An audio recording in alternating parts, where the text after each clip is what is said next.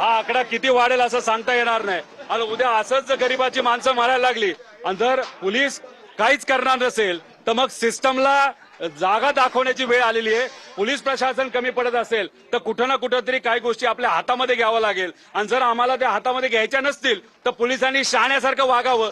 इथं खरं तर पोलिसांनी यायला पाहिजे होते। आता हे जे दुकान आहे तिथं हे सगळं पडलेलं आहे, पोलिसांनी या मालकावर कारवाई करा। कोण कुठला इथला माणूस आहे जो इथं विकत होता, इथं बऱ्याच पुड्या पडलेल्या आहेत। आता इथल्याच पुड्या पिऊन दारू पिऊन 100% दुर्लक्ष केलेलं आहे।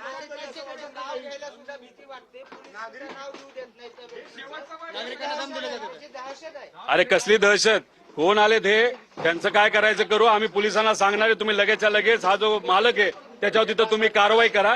तुझी जागा दारू विकण्यासाठी तू दिलीच का असा आमचा प्रश्न आहे। ते आक्रमक झालेले होते आणि रोहित पवार या ठिकाणी सांगतायत की इथली जागा जी आहे ती दारू विक्रीसाठी का दिली। पोलीस आयुक्तांना तुम्ही पुढची काय कडक कारवाई करण्यासाठी मागणी करा। नाही, तुम्ही सगळं साफ करून घ्या। अख्ख्या पुण्यामध्ये ज्या तुम्हाला कारवाई करायचं ते तुम्ही करा।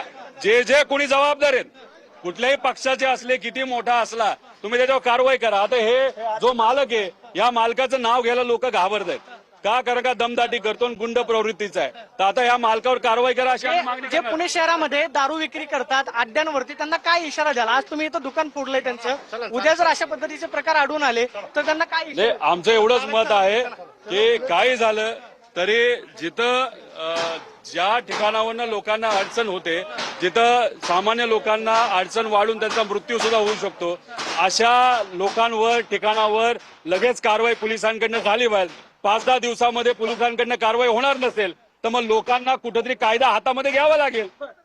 पोलीस आयुक्तांना तुम्ही भेटलात, काय उत्तर पाहायला मिळेल? तुम्ही असं म्हटलं की हृदयविकाराचा झटका आला, मातूर उत्तर हे सीपींकडनं दिलं गेलं। पिंपरी चिंचवडच्या अधिकाऱ्यांनी एक्साइजली कारवाई केली पण पुणे पोलिसांनी अजूनपर्यंत कुठंच कारवाई केली दिसत नाही। पाहतोय की पिंपरी चिंचवडची कारवाई केली, मात्र दुसऱ्या बाजूला या ठिकाणी पुणे पोलिसांनी कारवाई केली नाही असं त्यांचं म्हणणं आहे। आणि या ठिकाणी आपण पाहतोय की जे दुकान अड्ड्यांवरती या ठिकाणी दारू जी आहे ती विकली जात होती, तो अड्डा आपण पाहतोय की राष्ट्रवादी काँग्रेसच्या कार्यकर्त्यांनी या ठिकाणी कशा पद्धतीनं मोडतोड केलाय याचं चित्र आपल्याला पाहायला मिळतं। आपण पाहतोय की पत्रे थेट या ठिकाणी कार्यकर्त्यांनी फोडले आणि दुकानांमध्ये कार्यकर्ते जे आहेत ते आक्रमक झालेले आपल्याला पाहायला मिळाले। कारण या सगळ्या परिसरामध्ये जे पत्रेचं आपण पाहतोय या पत्र्याच्या खोलीमध्ये दारू विक्रीचा व्यवसाय जो आहे तो केला जायचा आणि विषारी दारूमुळे या ठिकाणी अनेकांचे जीव जे आहेत ते आपण पाहतो की या ठिकाणी गेलेले आपल्याला पाहायला मिळाले। किती वर्षांपासून दारू विकायची? 20 वर्ष झाली, 20 वर्ष झालं। काय करी ते नाव नाही माहिती, विकायची पोलिसांनी कारवाई केली का इथं? नाही कुणी तोडलं आता तुम्हाला माहिती का? नाही माहिती। आता किती तुम्ही इथं काय पाहायला मिळायचं? कोण कोण बसायची इथं? आम्ही कशाला बाया माणसाला हे बघायला यायची का लोकं दारू? यायची. काय घ्यायला? दारू दारू.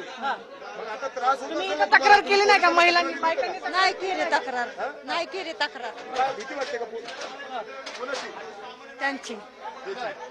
सामान्य नागरिकांमध्ये इथल्या काय लोकांची इथं देखील धमकी भीती दिली आहे. जायची का तुम्हाला? अजून आम्हाला हो, भीती वाटते तुम्हाला? नागरिक जे आहेत तिथले प्रचंड दहशतीखाली आहेत आणि सध्या आपण पाहतोय की या ठिकाणी कार्यकर्त्यांनी हे शेड जे आहे ते पूर्णपणे उद्ध्वस्त केलेलं आपल्याला पाहायला मिळतंय।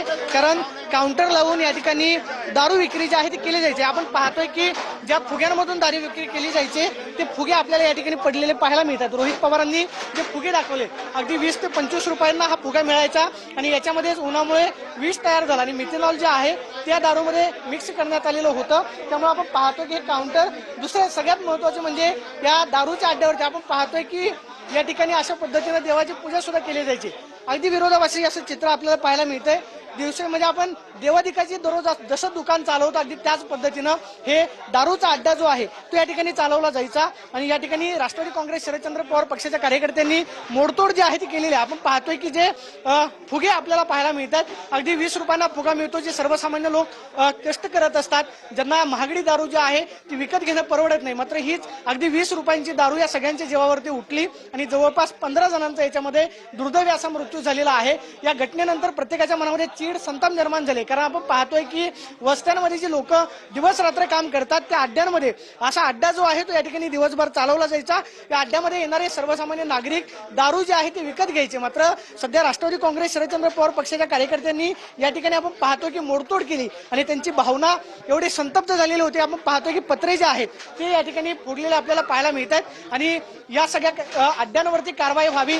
सगळ्यात महत्वाची गोष्ट म्हणजे पुणे पोलीस नक्की करतात काय, कारण वस्तींमध्ये अशा पद्धतीने अड्डा चालवला जात असेल, फुगे या ठिकाणी पडलेले आहेत, तरी सुद्धा पोलिसांना याची कल्पना नसेल किंवा पोलिसांनी या सगळ्यांकडे कांडोळा दुर्लक्ष केलं का, हा सुद्धा सवाल या निमित्तानं उपस्थित झालेला आहे. मात्र हे फुगे बरंच काही सांगून जातात की पिशव्यांमधून जी दारू विकली जायची त्या याच अड्ड्यांमधून सर्वसामान्य माणूस विकत घ्यायचा आणि जवळपास या परिसरामध्ये 5 जणांचा दुर्दैवी मृत्यू झालेला आहे. त्यामुळे घटनेला नक्की जबाबदार कोण आहे हा सवाल आता उपस्थित केला जातोय. Camera person Vicky Chavan, Pradeep Kapse, TV 19 Sharadchandra Pawar.